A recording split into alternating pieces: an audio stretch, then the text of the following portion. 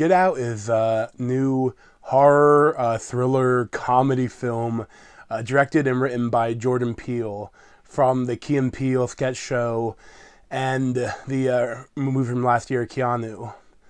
And it is an amazingly original and enthralling film that I loved. We hired Georgina and Walter to help care for my parents. When they died, I couldn't bear to let them go.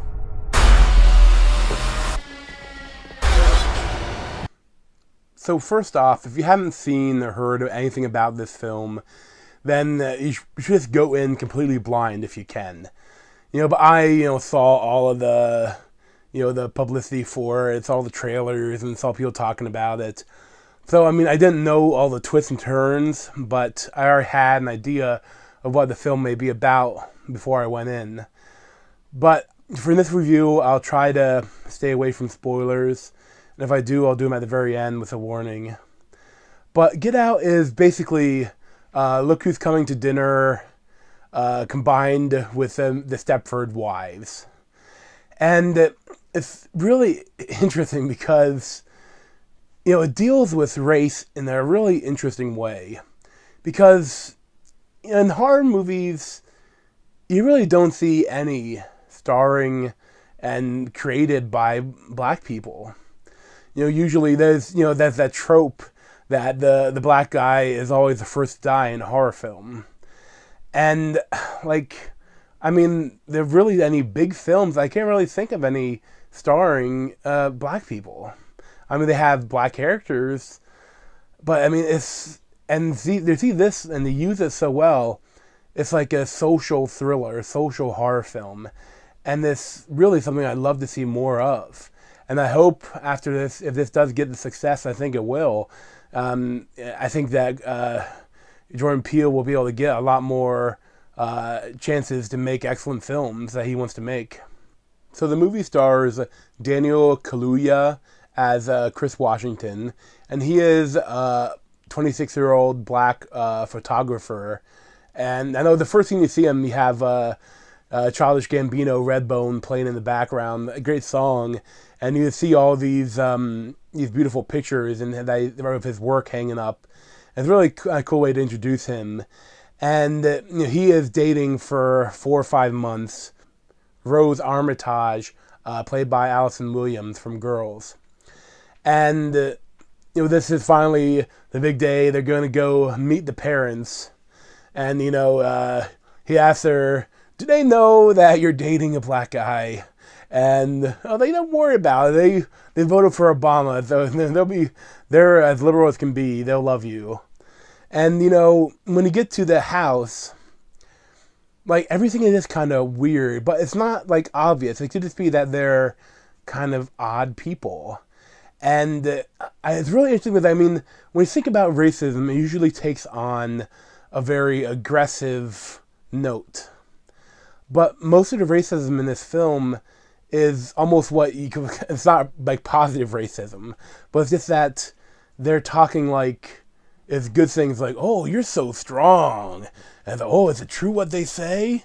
And it's a lot of "Oh, I think the African American genetics are beneficial," and there's a lot of weird stuff like that, and where you want to think that they're complimenting them, but no, you're being racist. You're just being weirdly racist, and I was expecting more straight out racism, but I really liked how they played it because all the people that they meet when the party happens, they're affluent older white people, so they're not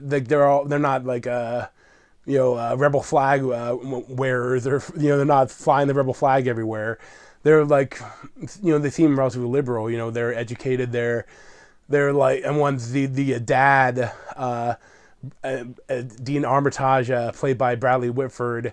He's a neurosurgeon, and the mother, Missy Armitage, is played by Catherine Keener, and she's a psychiatrist. So they're all they're all not what you normally think when you picture a racist. And racism is really a hard subject to tackle, but I think in this kind of horror genre, it gave him room to really play with it and do something really like different and cool and outrageous. I love how weird everything is, and just how like that's creepy, but you don't know if they're just weird or they're slow. Like you see, they have these two black like servants, like a caretaker and like a maid, and they don't behave normally, and you don't know why or what's going on. It's a little slow, like for the first third of the movie, but I really enjoyed the build up. The thing I will say, like during this build up, there are a couple of fake jump scares. They're not as bad as some other movies, but they're more like cinematic scares, like someone will appear up behind someone, they're looking at them, and they'll play a loud note on the weird instrument, and like he didn't even see him yet, so it's not like he's experiencing it. It's like it's really for the camera, for the crowd. And you know, I think it kind of lessens a little bit, but they didn't do it enough to be annoying. And really, there isn't that much to be scared about in this film. It's not as much of a horror as a thriller, and there are also these really funny moments of comedy, and most of that comedy is derived from Lil Rel Howery as Rod Williams, the TSA agent and the main character's best friend. And they keep kind of checking up on him, and there's a lot of stuff where like he gets all the best jokes in the film, the best scenes, and he's really a scene stealer. And I think after this film, I think he's going to get a lot more roles, I think especially in other comedy films, because he was excellent. And really, all of the acting was really good. Like all the white people played weirdos really well, and Daniel Kaluuya, he was excellent. Like there's a lot of close-ups of him, like while he's like being with stuff going on, where like really impressive acting. And once the shit hits the fan, it's really thrilling. And I love that the main character, like he is intelligent. He doesn't do stupid things, and if he does do a stupid thing, he has a reason for it in the story. And I love seeing that in the horror movie. So I'd probably give it a 9 out of 10, and I would highly recommend it, especially if you're a horror fan. But I mean, if you any movie fan, I think would enjoy this. This is not too scary. It's not too violent. I mean, it's violent, but it's not outrageous. And you know, I really think everyone should go see it. So I won't go into full spoilers, but something really slight is that I kind of saw where the movie was going at a certain point, and I would have liked it. I mean, I would have minded another twist or something different, you know, than what happened. Like, I won't say exactly what, but, you know, I kind of, you know, I saw one way going into the film, and when I started seeing all stuff come together, I was like, okay, is that? And that's what it turned out to be. Like, it didn't do anything different, but still, I loved how it ended. And also, like, the very ending scene is, like, the best scene in the movie.